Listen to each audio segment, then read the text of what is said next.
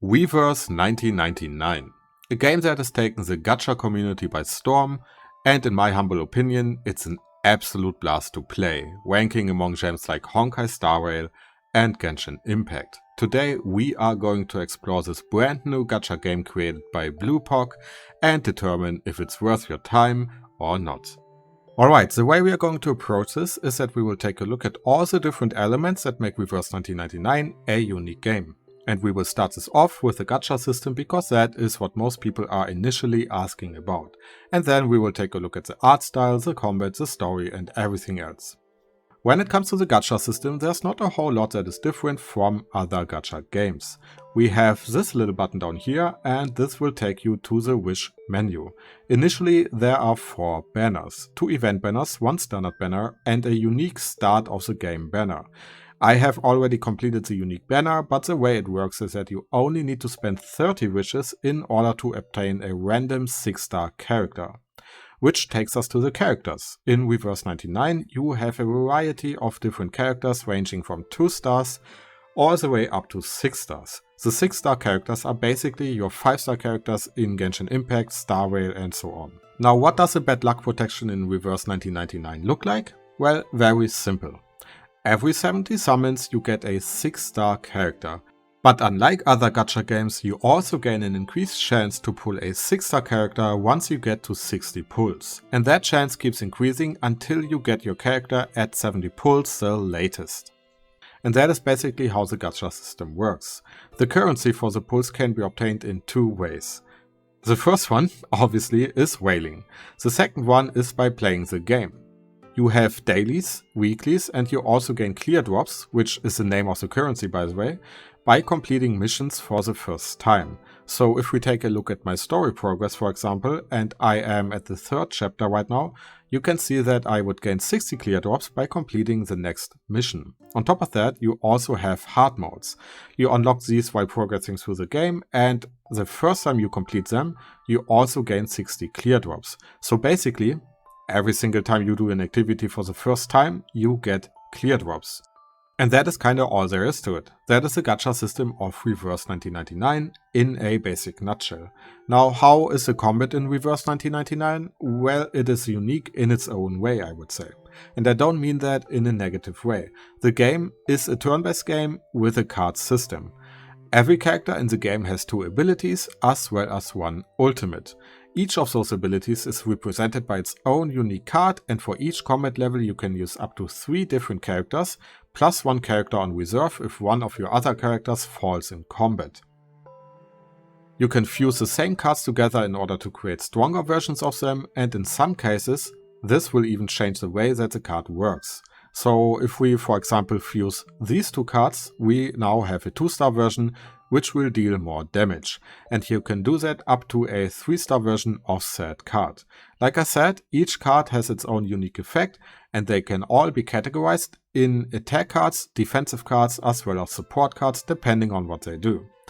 On top of all of that, you also have ultimate cards. You gain those by obtaining enough Moxie on your characters. What is Moxie? Well, basically it is your ultimate counter. If we take a look at Eternity, who is the character on the left, you can see that each time I use a card or combine different cards, she will gain 1 point of Moxie. Once you have filled up her bar, you will gain her ultimate card during the beginning of the next turn.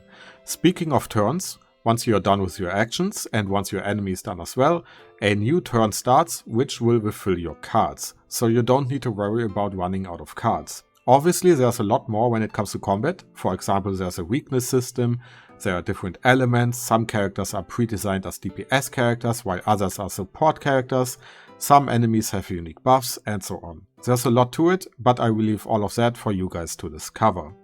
Now doing all of this, you were able to take a look at the art, the music, the voice acting and so on. Let us take a look at my own favorite character, the Necrologist, and let us listen to the beautiful voice acting that reminds me a lot of Raiden Shogun in Genshin Impact. Do you know Stonehenge? I believe it's made of tombstones, though they're just a lot larger than ordinary ones. I really want to go there myself one day, just so I can listen to their desires. This level of voice acting is the same across the board for every single character in the game. But not only are the characters voice-lined, the whole game is voice-lined as well. Honestly, in my opinion, the voice acting and the art style is straight up a 10 out of 10. I know it is my opinion, I know a lot of people might think differently, but for me it is simply put beautiful. Speaking of the story, let us now take a look at the last section of our little introduction to Reverse 1999. What the heck is actually happening in the game? Well, first of all, we are in a reality where humans and arcanists, quote unquote, coexist. Arcanists also are mages basically, right? You can use both terms.